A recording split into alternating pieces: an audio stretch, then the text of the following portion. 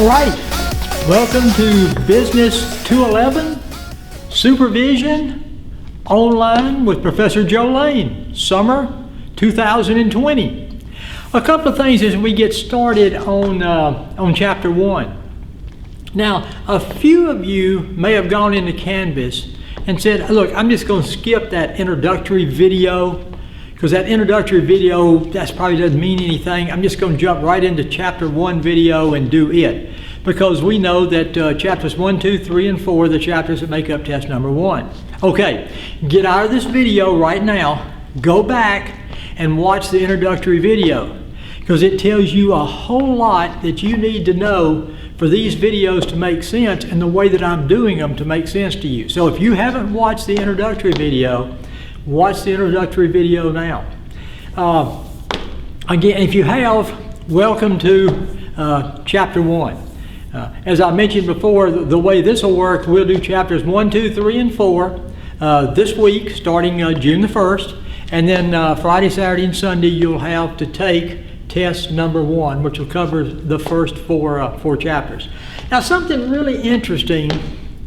This course is called, I think the official title is Effective Supervision.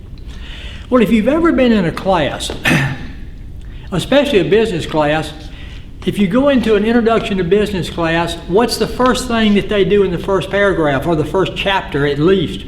They define business. If you get into a principles of management class, what's the first thing they do in the first chapter? They define management. You get the idea. Marketing, they define marketing. Well, interestingly, this author, when you get into Chapter 1, Chapter 1 is about leadership. And I put this down here. And I spelled it this way because a supervisor has to be a leader, an effective supervisor. And let me put this up here. An effective supervisor.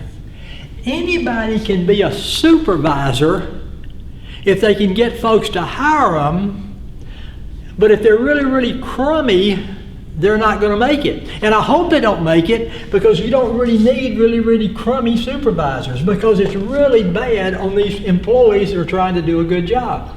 So I have no desire for you to be a supervisor. My desire is that you be an effective supervisor.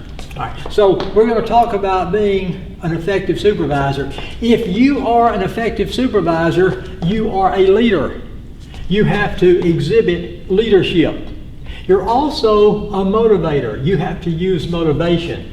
And that's really the text, the major part of chapter number 1. All right. However, he didn't define supervisor. He jumped into chapter 1 and he started talking about leader and leadership. And that's very, very, very important. And I know if you've ever had me before, you probably said, oh my gosh, it's a textbook on effective supervision and he didn't define supervisor. What are we going to do? No problem. If you have your study guide, if you've gone in and looked at your study guide, I have provided for you a definition of supervisor. Now the definition of supervisor really comes out of what he said in chapter 1. But I put it together so that we would have a definition for supervisor so we know what this person is. So let's say that your first job is a supervisory position. You want to, that's very, very true for a lot of folks that graduate with a higher education degree in business. So a supervisor is a leader, a motivator, shows commitment to employees and work. Supervisors have to be committed to their employees because their employees are the ones that's going to be doing the work, but they have to be committed to the work, to the job, because they are a supervisor. They're one of these folks. Set a positive example. What most employees think about the company, they think about through you. You are the company to them. Uses sound communication skills. Everything you do, communication skills is key. That's why in this course, we've got to use sound communication skills. Has influence. Supervisors have to be influential. If you're going to be a leader slash motivator, the main thing about motivation is influence. You've got to be able to influence people to motivate them. Can be persuasive and exhibits coaching skills. Trains, is a decision maker and a communicator. Manages a department or group of employees. Wow, that's a lot. That's a lot. If you do this effectively, that's a job. And that's why I said in my supervisory video, you do this well, you're going to be able to handle most of these other jobs. Because this is really going to, this is not an easy position. And if you do it well and you do effectively, you're going to make a jam-up good supervisor, manager, CEO, business owner, whatever it is that you decide. By the way, this is a no item. You need to know the definition of supervisor. And you're thinking, oh my gosh, I got to know every one of those words for the test? No, probably not. But you need to know a lot of these words, and you need to put them together where they make sense, okay? I'm not going to say you have to know every word, but you need to pretty much understand what a supervisor is. Okay, I've got my handout for chapter 1. Just like if you happen you're looking at your study notes, or you printed off those study notes, you're saying, this looks a lot like my study notes. Well, it is, because again, we talked about that in the introductory video. These were just these notes that I made for myself, and they're not pretty, but I think they're going to be useful to us. All right. I mentioned in here about a supervisor, and we did the definition of supervisor. Then he talks a little bit about some of the common characteristics of supervisors. I wrote that down here for you.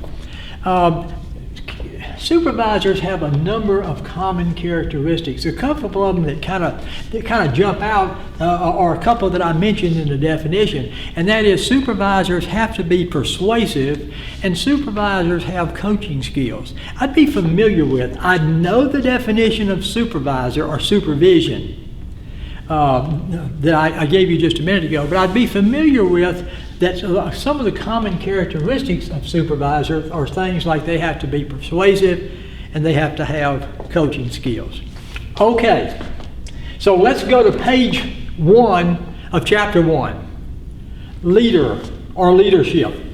He says a good supervisor, an effective supervisor, has to be an effective leader, has to exhibit leadership. So what is leadership? I think that's, I'm looking at over here because I have my book sitting over here. I think that's the first thing that he does in chapter 1 is defines leadership. Leadership is the ability to inspire or motivate employees to make a total and willing commitment to accomplish organizational goals. Leadership. The ability to inspire and motivate employees to make a total and willing commitment to organizational goals. Now remember that organizations always have goals.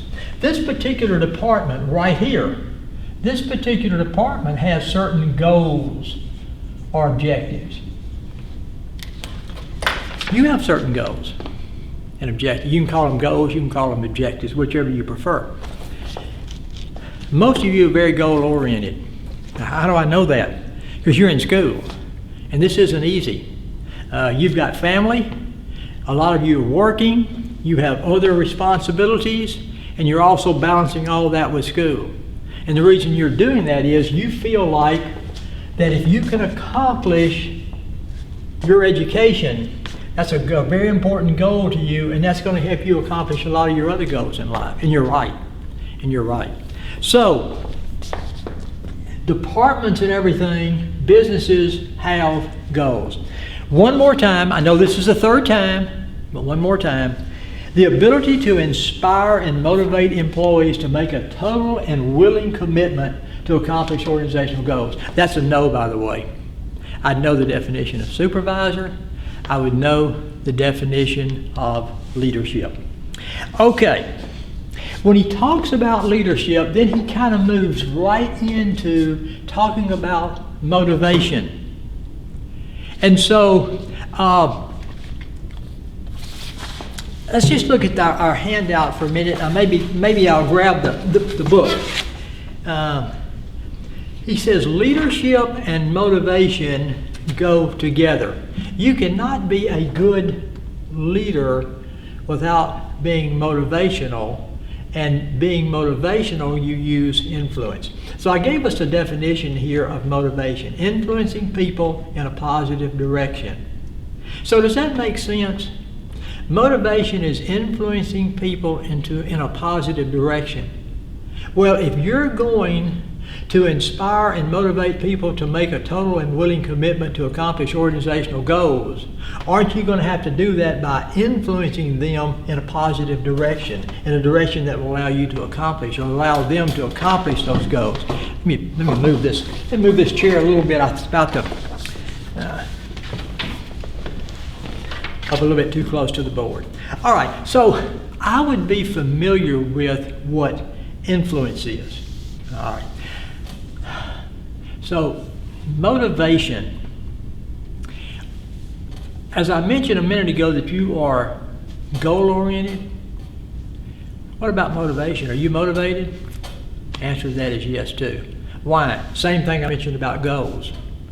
If you're working, if you have family, if you have other things you're dealing with, plus you're here taking this course and other courses to get a degree, you certainly have a motivation to do that. Now, there's a lot of books out there about leadership. And there's a lot of books out there about motivation.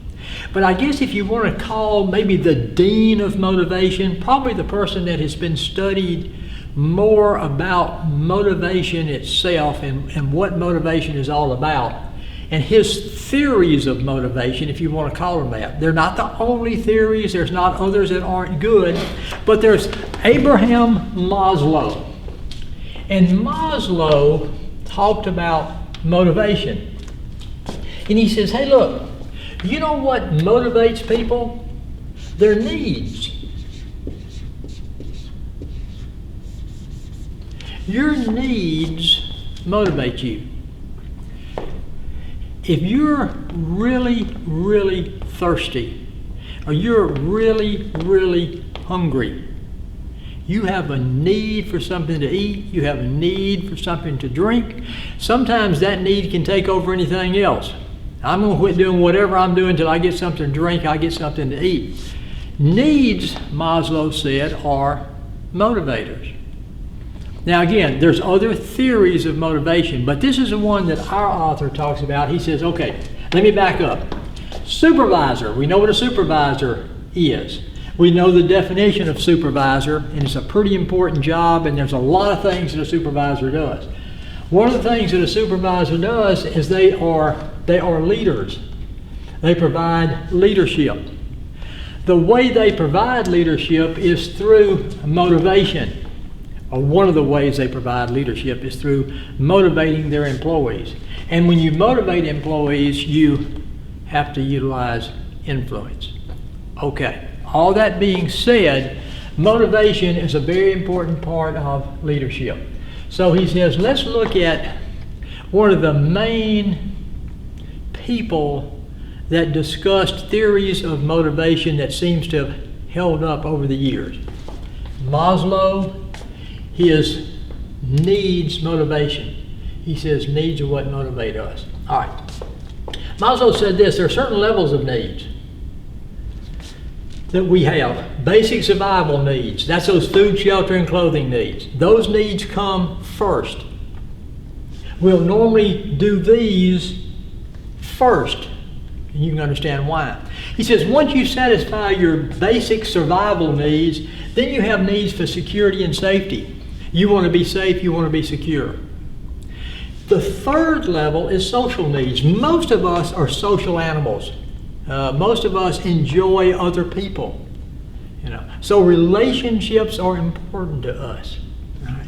The fourth level is esteem. This is the need for achievement. This is the need for accomplishment. This is the need for recognition. Okay. And then the last level is something called self-actualization. This is the ability for us to become all that we can become. For us to have that opportunity to fulfill what we feel like we can be to the fullest. Now these go in this order. We satisfy these according to Maslow. We satisfy these and here, then here, then here, then here. So, is it important for supervisors to know that needs are important to employees? Yes. If a supervisor can help employees fulfill their needs, will they motivate them? Is that a way to motivate them? Well, the answer is yes. If you're motivated to fulfill as a person these and these and these and these and these, and your supervisor through the workplace can help you fulfill those needs, is that going to be a motivator to you? Yes. And motivation is a part of leadership. A couple other things real quickly. Something else Maslow said, he says, once a need is fulfilled, it's no longer a motivator. If you've just finished a huge meal and you've drank all that you want to drink, are you going to be motivated to have something to eat? No. So he says, once a need is fulfilled, it's no longer a motivator. So in a business situation, as a supervisor, should you be able to provide the things that can help employees fill all of these needs? Yeah. Because a lot of employees may have these and these filled and maybe these filled, and so they're up here in these upper level needs. But if you can help them fill those needs, you can motivate them, you can influence them, you can provide leadership for them. All right.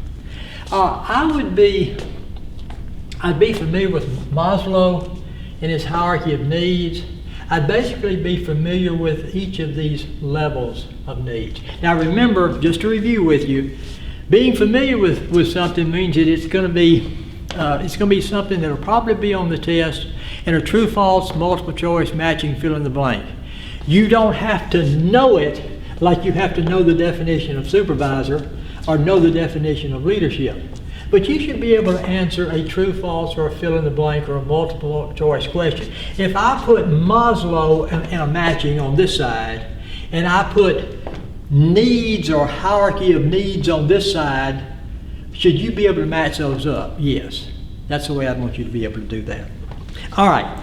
So we're really into leadership. We're into motivation, that type of thing. The next thing that our author talks about a little bit is theories of leadership. All right. Where am I going to put that?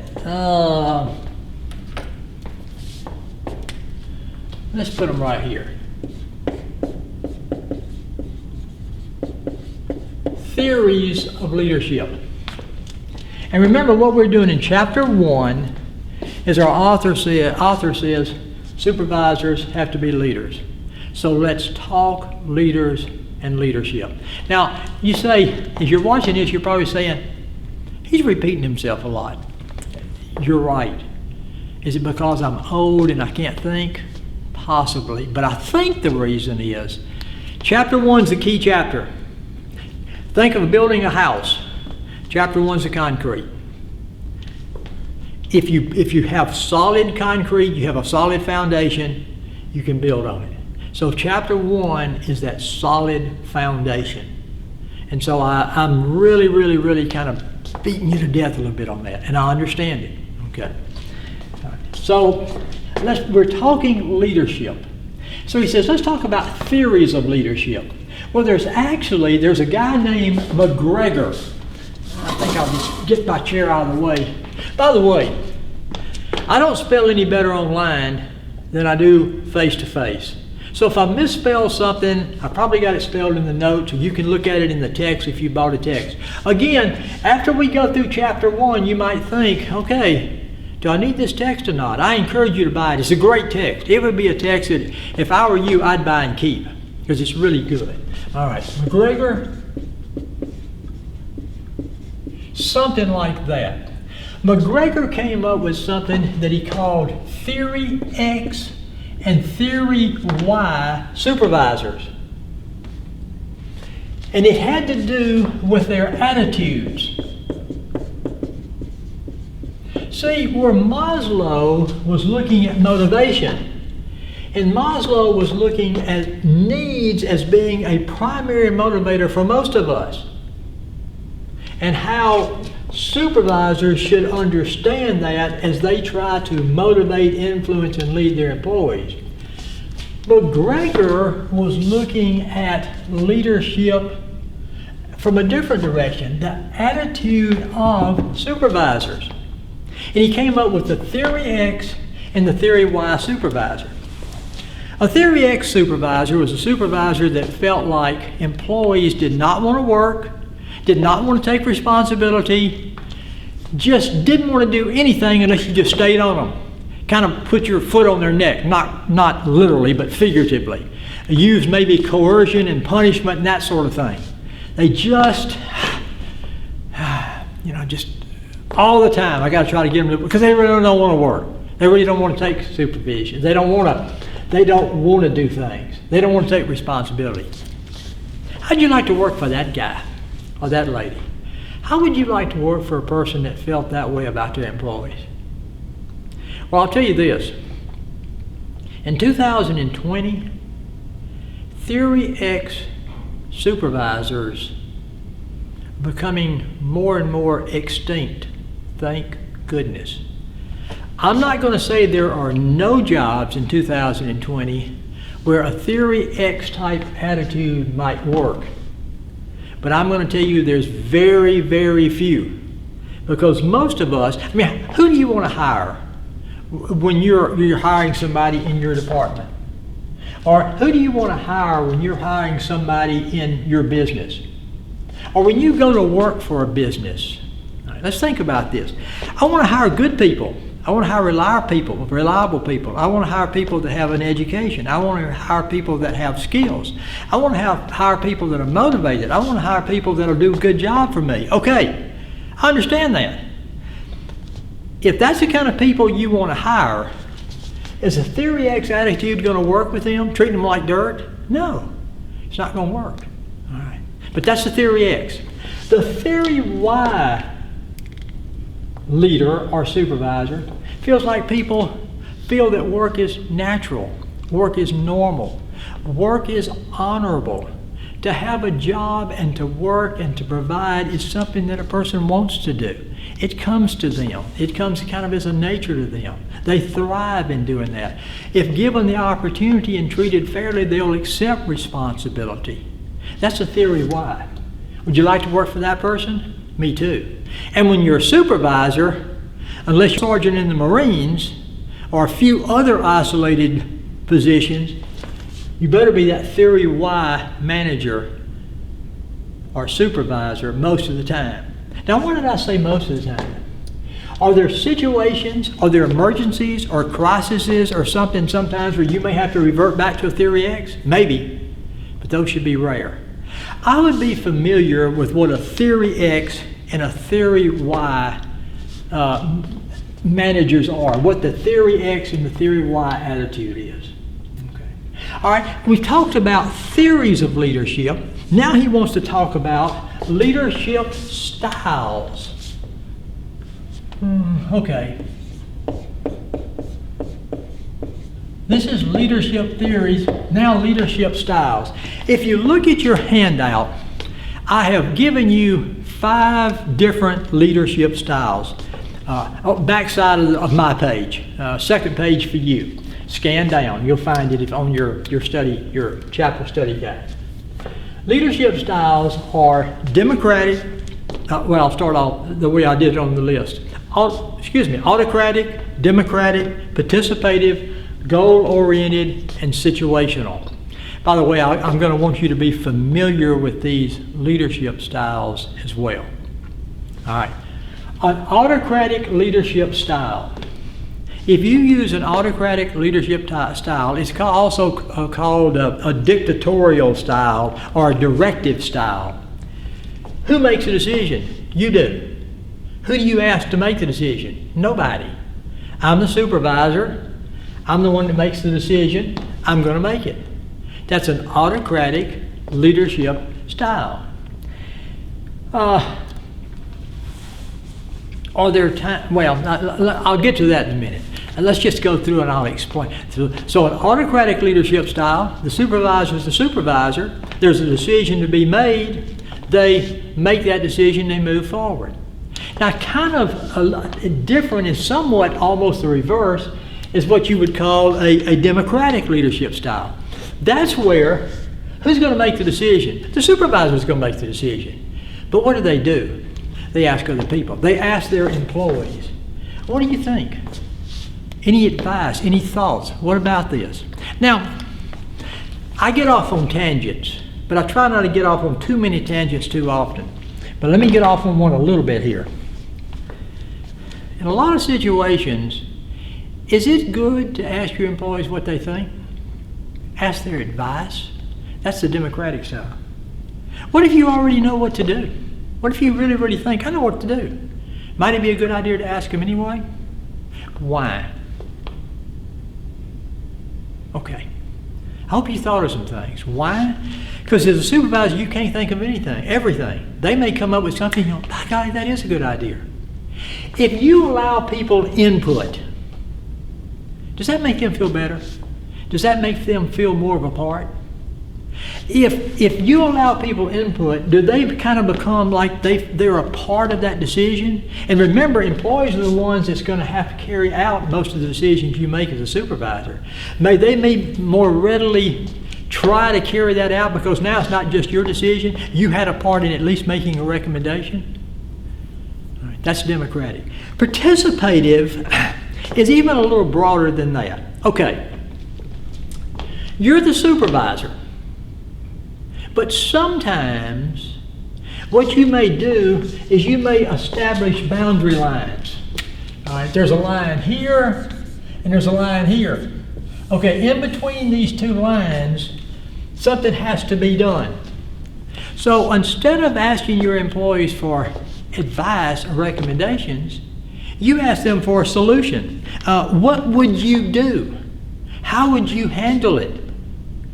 You make the decision. Now I'm going to give you boundary lines here and here. You can't think outside these boundaries that I've set up, but given these boundaries that we have here in our department, what would you do?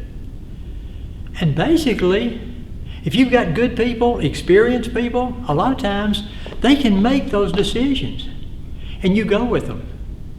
Now you still set the boundaries, you still have the final say, but in a participative, you allow them to come up with the solution itself. Goal-oriented is the fourth one. The goal-oriented is where you are focused. The decision you make and everything you do is dependent upon the goal. You've heard this thing, the means and the end. You know, you have to have certain means to get to a certain end. Well, in a goal-oriented, you're thinking of the end only. What does it take to do this? That's goal-oriented. Which one's best? Participative, democratic, goal-oriented, autocratic? Somebody out there, maybe a whole bunch of you, I hope you said, it kind of depends.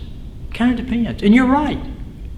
Are there times when you need to make an autocratic decision? Yeah. Are there a lot of times when you probably would make a democratic decision? Yes. Sometimes might you turn over to trusted, experienced people the opportunity to come up with a solution themselves? Yeah. Sometimes maybe there's a goal that is so important you've got to focus on the goal itself.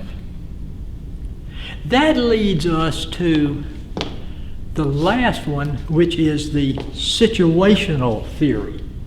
And the situational theory simply says this: what style you use depends on the situation. That's the situational style. Which one is best? Situational. Because the situational could be any of those styles.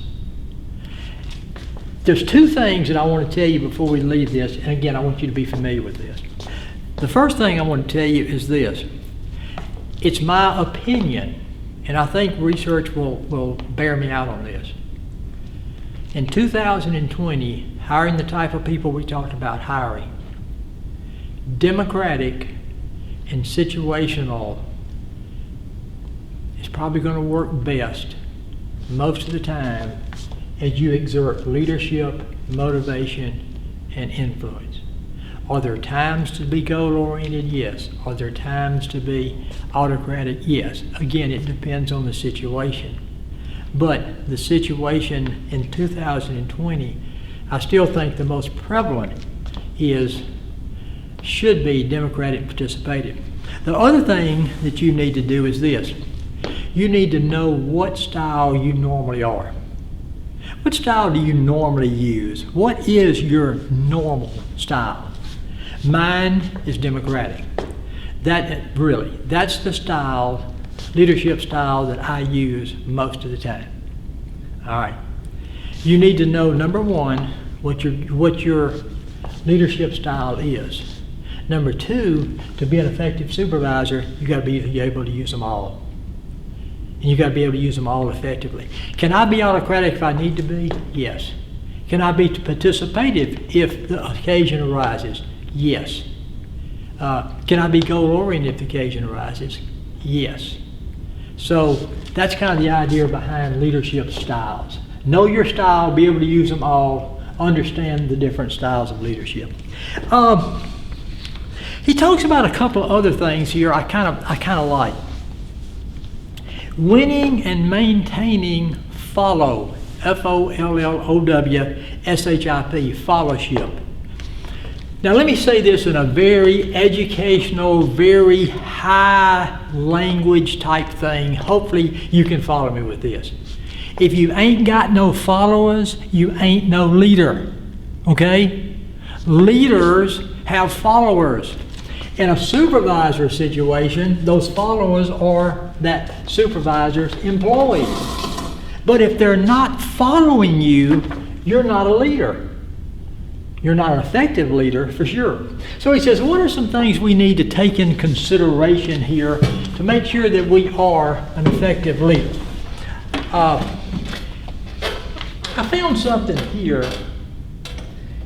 If I can grab my book.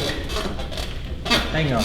This book is just about falling apart. Probably by the time I get to chapter 2 or 3 or 4 video, get back up here, I'll probably have this in a loose leaf binder. There's one thing that our author said that I really, really liked. Let me throw this out and then we'll get back to where we were. The key to motivating people lies in the ability to relate their personal needs to the organization's goals. Wow.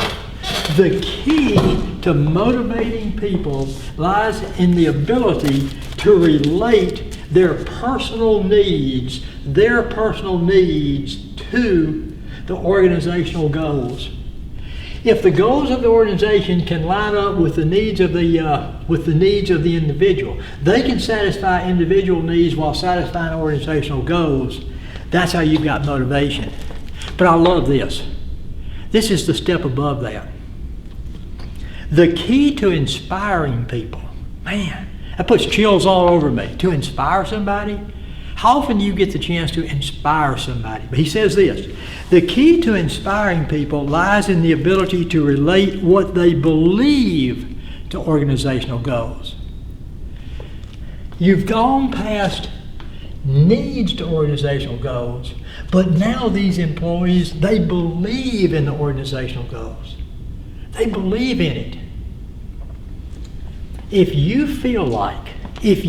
believe that a higher education degree is going to help you throughout life, it's more than motivating you. It inspires you to do it. Now, I wish I could say that throughout my entire career, I was always an inspirational leader. Listen, inspirational is a level you can't handle and hold all the time. You definitely want to be a motivational leader, but sometimes you need to go beyond motivation. You need to go to inspiration. You need to be inspirational with your folks. So I'm going to read it one more time. It's really good. It's not even going to be familiar with. It's just something for life for us to know. The key to motivating people lies in the ability to relate their personal needs to the organization's goals. The key to inspiring people lies in the ability to relate what they believe to the organizational goals. That is very, very strong. Let me put this back down again without trying to, without tearing it up. But I'll get back over here to us. Okay, a few things to talk about as he kind of finishes up chapter 1. Looking at my handout, wanting and maintaining fellowship. Remember, these are your employees. In your leadership responsibility, are they your followers? They have to be if you're going to be an effective leader. I want my employees to like me. Good. Good. I want you as students to like me. You know, hey, does it matter to you whether your students like you or not? If they just hate your guts, is that okay? No.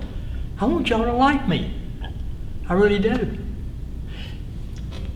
Leader / supervisor wants their employees to like them. But let me tell you something.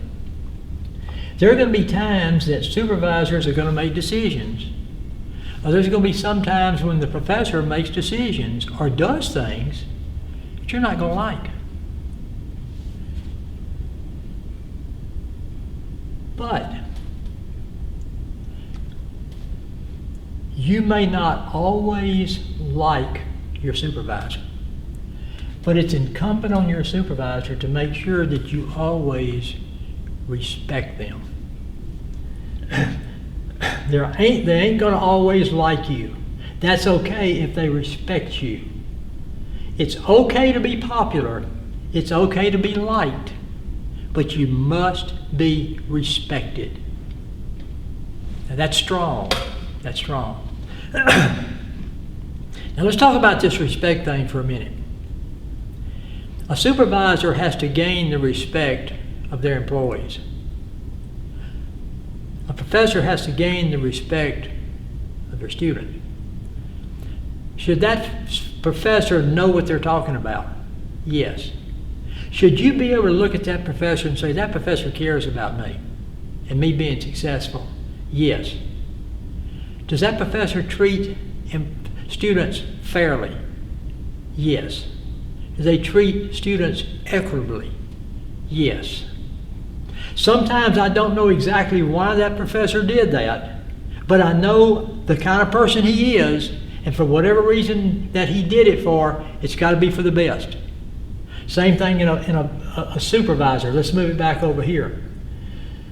Should a supervisor know their stuff? Yes. Should a supervisor treat their employees fairly? Should a supervisor treat their employees equitably? Should a supervisor do the things that needs to be done to accomplish the goals of organizations and the needs of their employees? Yes. So here's the thing. That's how you gain respect. But sometimes you're going to make decisions that may not be popular decisions. But as long as your employees say, okay, I don't fully understand it, but I trust him or I trust her. So it's a big deal. If you do not have the respect of your employees, you'll never be an effective supervisor. Let me say that one more time. If you do not have the respect of your employees, get out. Go do something else. You're never going to be a supervisor, an effective supervisor. And you're going to make these people's lives miserable.